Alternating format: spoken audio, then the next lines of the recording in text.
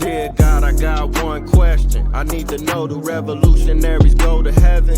And if so, may their legacies last forever and their seeds grow. Tell them that we love them so and never let them die slow. It's like we cursed to be born black.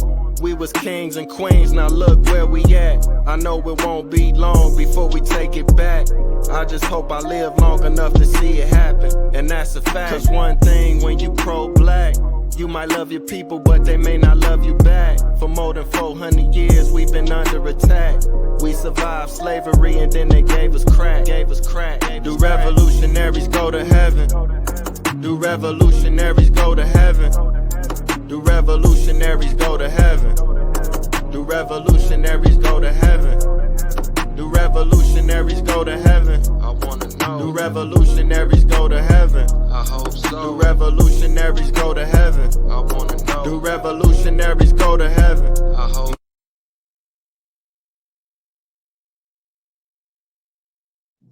Peace, King. How you feeling? Yeah, I could definitely hear you.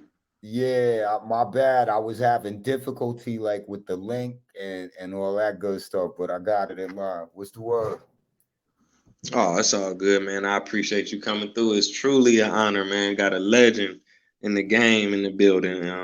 Man, thank you for just coming through, man. I appreciate you for sure. It is what it is. What's happening? Right. We're gonna get right into it. For the viewers who may not recognize you or may not know who you are, let them know what your name is, and definitely let them know where you're coming from. Peace. What's going on, y'all? This is Mic Geronimo, aka The Natural, coming out of Queens, New York. Good to be here. That's what's up. Big shout out to Queens, man. Y'all done produced some giants, man. On that microphone. Absolutely.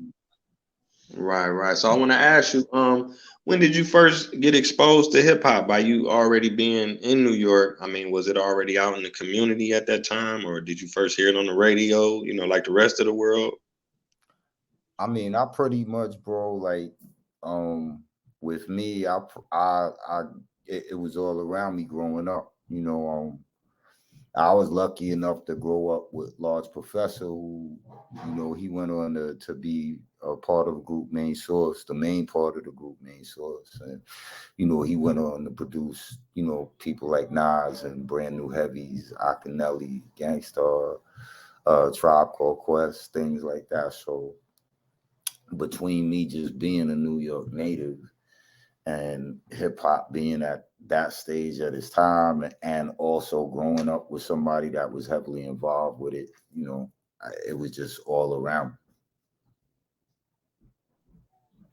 Man, big shout out to Large Professor. That's a king right there, one of the greatest. Wow, that's a blessing, man. You know what I'm saying? Everybody don't get that. You know, you grow up with somebody like that, you know, to have them, you know, take you in and put you in those type of circles with those type of people. You done made some classic records, you know. Yeah. So I mean, I definitely counted amongst, you know, things that you gotta have gratitude for, you know, that you're fortunate for. So to just be in that scenario in life was cool as hell, you know. Oh yeah, no doubt. Now I wanted to ask you, do you remember when you first really started rhyming? Like, was he already producing and DJing, or that kind of came later? I mean, when I first started rhyming, I would say, yeah, he was around, but he didn't really know, you know, because I started actually as a DJ. So, you know, I had 1200 Technique 1200s, and I was, you know, going to the record store every other day and getting whatever singles was lit at the time. And so that's how I got my start in it, you know. And then from there, just by chance and being around, you know, people that was spitting a lot of bars, it just rubbed off. And in my spare time, I would just practice it, and people around me would be like, yo, you know, if you take it seriously, you got something, you know. So I eventually segued into writing rhymes and getting comfortable with it and freestyling and stuff like that. And then when, you know, I got to the point of where I was ready to let people hear me spit, he was right there.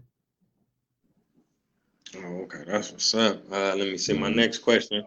Now, did you get a chance to be hands on with it, like as far as some of the sessions, like was you there for Breaking Atoms and Illmatic and stuff like that? Did Oh you get to? yeah, yeah. Like we actually had it better than that because I would just go to his crib, and if you went to Large crib, you could hear. Like I remember hearing most of the Illmatic album before it dropped. Like, and him and Nas being at his house playing it while we're there. So we was lucky enough to hear it. Ain't hard to tell before the world heard it. We heard halftime, the world is yours, the remixes, like all of that stuff. The things Pete rocked is, so to hear that before the world even got wind of it was crazy. It was another blessing. Yeah, definitely, man. Because Yeah. to a lot of people, that's the epitome of hip hop. That's the greatest album. You know what I'm saying? And it just like I say, Hmm. just to be even affiliated with it or be a part of it, I'm sure that Hmm. influenced you. Now you came with the shit's real. That was following that. Yeah, like I would relatively in the same time frame. Like give or take a couple of months or maybe at the most a year, but relatively in that same time frame. Okay, okay. Now, what was that process like? Like, you know what I'm saying? When you up the bat, now, you know what I'm saying? Was it a difficult transition, or you just was ready to go? Nah, I don't think I think at times maybe the if you could even call it difficult, I think it was maybe adjusting to structuring things like in terms of a song, like learning the mechanics of writing a song as opposed to, just off the top of your brain, just shooting balls off or whatever, or just having like rhymes you just had ready for, somebody spit, so you went out doing. So I think I wouldn't call it difficult. It was just learning the mechanics of doing that. But all in all, it was, I was having fun, and I was just doing it because that opportunity was in front of me, and it was like, everything around me was telling me it's worth me trying to give it my all. So we just went in, me and Gotti, and did it, and that was it. Right, right. I said difficult. I should have said another word like pressure. I mean, because those were some Oh classic yeah, I albums. mean, And but then you up the yeah, bat, you feel yeah, me?